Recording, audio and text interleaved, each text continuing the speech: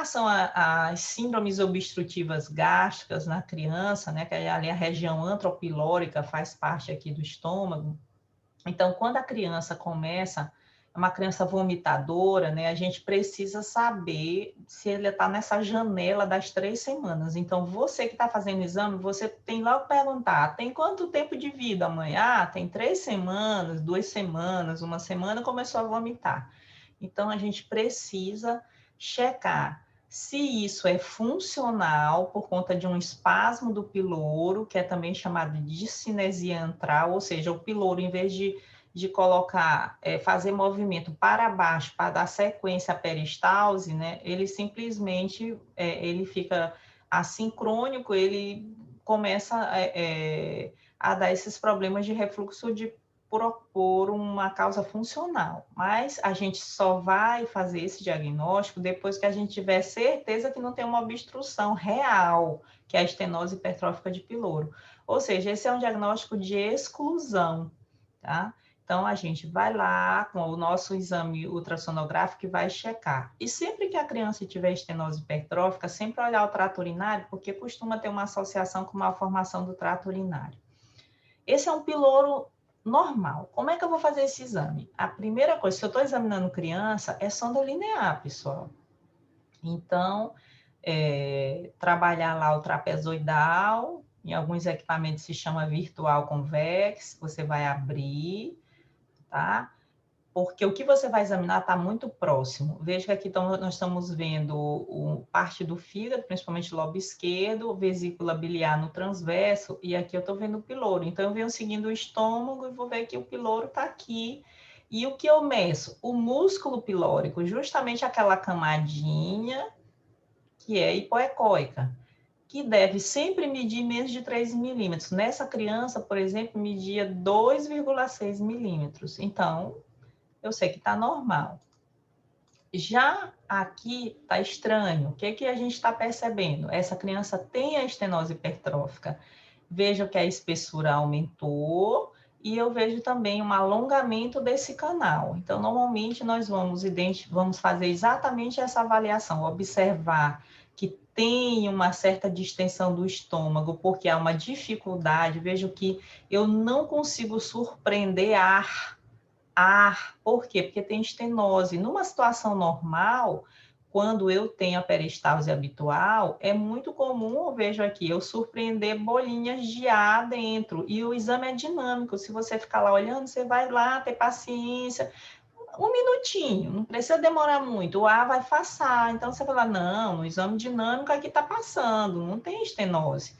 Porque quando tem estenose, gente, não passa nada, é essa rolha. Por isso que a criança vomita, ó. Então, não passa nada.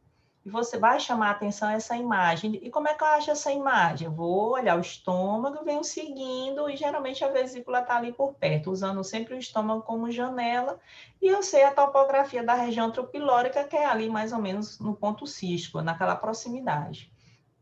Se eu girar a sonda no transverso, eu vou ter essa imagem, que é chamado sinal da rosca, tá? E a medida do músculo, eu posso fazer tanto aqui quanto aqui, tá? Foi preconizado que se fizesse aqui, tá? Você vem e pega o ponto onde você para, onde aparece a imagem branquinha, mas você também pode fazer aqui. Então, você vai medir até esse ponto onde está a imagem branquinha. Veja que aqui está que camada, ó, a submucosa. Se você tiver dúvida, né, tem gente que mede até aqui, mas aqui já é, ó, a muscular da mucosa e aqui já é a mucosa. Então, o que a gente faz? Para não incorrer no erro, vai medindo até parar no primeiro branquinho. Se essa medida já deu maior que 3, você já sabe que é estenose, porque não é para ser assim, esse desenho tão claro, tá? Não é dessa maneira. Vejam, aqui, por exemplo, foi medido daqui até aqui e obtido o valor de 4,8. A gente já sabe que o normal é até 3. Então, veja que o colega nem precisou trazer até no branco, que teoricamente estaria errado, porque aqui, ó, eu já tenho o quê? A camada, submucosa, bem aqui. Mas será que essa linhazinha aqui não é, Lívia, aquela interface entre a parte muscular mais externa e a muscular interna? Pode ser sim, então eu posso trazer até aqui. Mas é o que eu falei, se você vai seguindo no primeiro branquinho e já percebeu que já deu 4,8, eu já sei que é estenose hipertrófica, tá? Mas se vocês me perguntarem o que eu acho em relação a esse caso aí, eu acho mesmo que o que espessou foi a muscular externa, ó, o músculo aqui, o longitudinal, e o circularzinho está aqui dentro.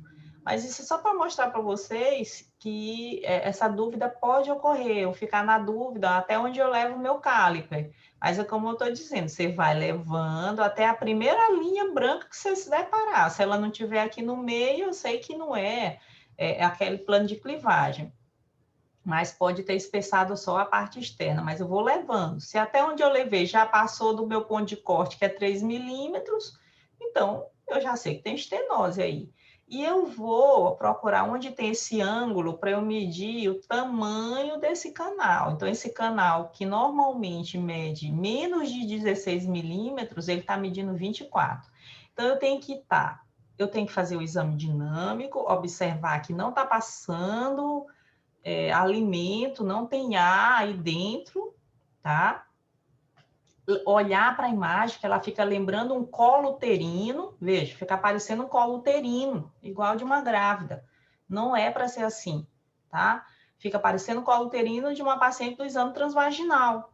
E isso eu já observo. Aí eu vou fazer a parte biométrica. O que eu tenho que medir? Medir a espessura da parede e medir o alongamento do canal, porque ele se alongou. Qual é o critério? A parede deve medir 3 ou mais e o canal deve medir 16, acima de 16, tá bom? Mas lembrar sempre que esses parâmetros biométricos, eles servem de apoio ao que você já olhou subjetivamente. E o exame dinâmico é muito importante, ficar lá, demorar um minutinho e observar se está passando ar. Isso aí, para mim, é fundamental, até porque às vezes a gente examina prematuro. E prematurinho, ele não tem essa biometria definida, os pontos de corte desses valores, tá bom? Olha aqui, esse caso está mais fácil. Olha a história clínica, uma criança de 15 dias de vida com vômitos pós-prandiais. Então, a criança mamava ao seio da mãe e depois, né, ela tinha os vômitos. Então, o que ocorre? Você vê o ar parado aqui, ele não progride, ó, não progride de jeito nenhum. E às vezes faz até uma voltinha, veja, ó, como é que a gente vai alongar isso aqui para poder fazer a medida do alongamento do canal? Fica complicado, mas eu estou vendo subjetivamente que alongou, então eu já estou com o diagnóstico na mão. Mas o outro critério, ó, que é medir o músculo inteiro, olha quanto deu. A partir de 3 já é diagnóstico, então eu já estou fechando o diagnóstico, tá bom?